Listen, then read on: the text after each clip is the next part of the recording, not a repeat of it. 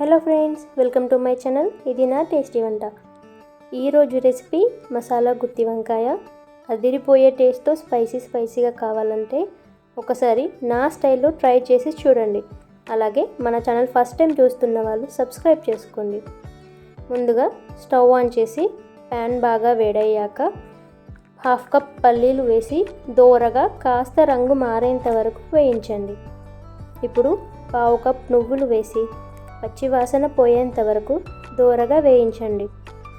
నువ్వులు కాస్త చిటపట అన్నాక 5 లవంగాలు, 3 దాల్చిన చెక్క, 1 టేబుల్ స్పూన్ షాహీ జీరా, 1 ఇంచ్ డ్రై కోకోనట్ వేసి ఒకసారి ఫ్రై చేసుకొని ఫైనల్గా 1 టేబుల్ స్పూన్ ధనియాలు కూడా వేసి పచ్చివాసన పోయేంత వరకు వేయించండి. ఈ ప్రాసెస్ అంతా కూడా మంట చిన్నగా పెట్టి వేయించండి. అప్పుడే ఇవి చక్కగా ఫ్రై అయ్యి మంచి అరోమా వస్తుంది. ఇలా స్పైసెస్ అన్నింటినీ కూడా ప్లేట్లోకి ట్రాన్స్ఫర్ చేసుకొని చల్లారనివ్వండి. పూర్తిగా చల్లారిన తర్వాత మిక్సీ బౌల్లోకి వేసుకొని అందులోకి ఒక మీడియం సైజ్ ఆనియన్ ముక్కలు, 2 పచ్చిమిర్చిని ఇలా మధ్యలోకి కట్ చేసి వేసుకోండి. అలాగే 4 టేబుల్ స్పూన్ల కారం తక్కువ తినేవాళ్ళు కాస్త తగ్గించి వేసుకోండి. 1 టేబుల్ స్పూన్ సాల్ట్ వేసి మెత్తని పేస్ట్లా గ్రైండ్ చేసి పక్కన పెట్టుకోండి.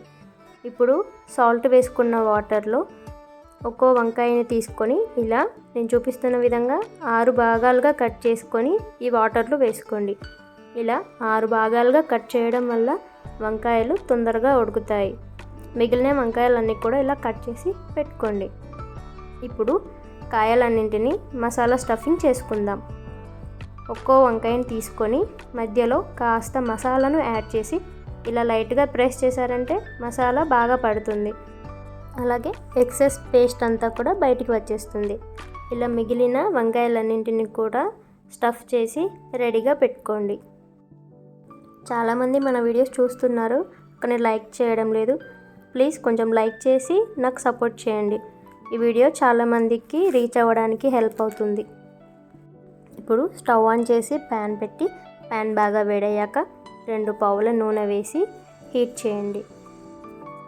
నూనె బాగా వేడయ్యాక మనం ముందుగా స్టఫ్ చేసి పెట్టుకున్న వంకాయలన్నీ ఇందులోకి వేసుకోండి.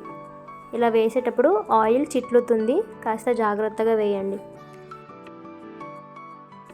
ఇప్పుడు ఈ వంకాయలన్నింటినీ ఇలా సెట్ చేసుకొని మూత పెట్టి కవర్ చేసి 5 నిమిషాల పాటు ఫ్రై అవ్వనివ్వండి.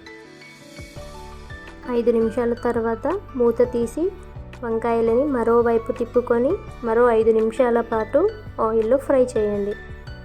ఇలా ఫ్రై చేయడం వల్ల వంకాయలు లోపల నుండి కూడా మంచిగా ఉడుకుతాయి.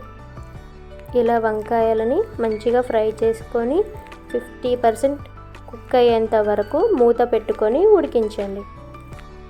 వంకాయలు ఇలా మంచిగా కుక్ అయిన తర్వాత మిగిలిన పేస్ట్ ఉంది కదా, అది కూడా ఇందులో యాడ్ చేసి కాస్త పచ్చివాసన పోయేంత వరకు ఫ్రై చేయండి. ఇప్పుడు 100 ml వాటర్ యాడ్ చేసి ఒకసారి మంచిగా కలుపుకొని ఆయిల్ కొంచెం పైకి తేలేంత వరకు ఉడికించండి. ఆయిల్ కాస్త పైకి తేలాక 1/2 కప్ చింతపండు రసం వేసి ఒకసారి బాగా కలపండి. ఇప్పుడు మూత పెట్టి ఆయిల్ అంతా కూడా పైకి తేలేంత వరకు ఉడికించండి. నాకు దాదాపుగా 15 నిమిషాలు పట్టింది ఇలా ఆయిల్ తేలడానికి.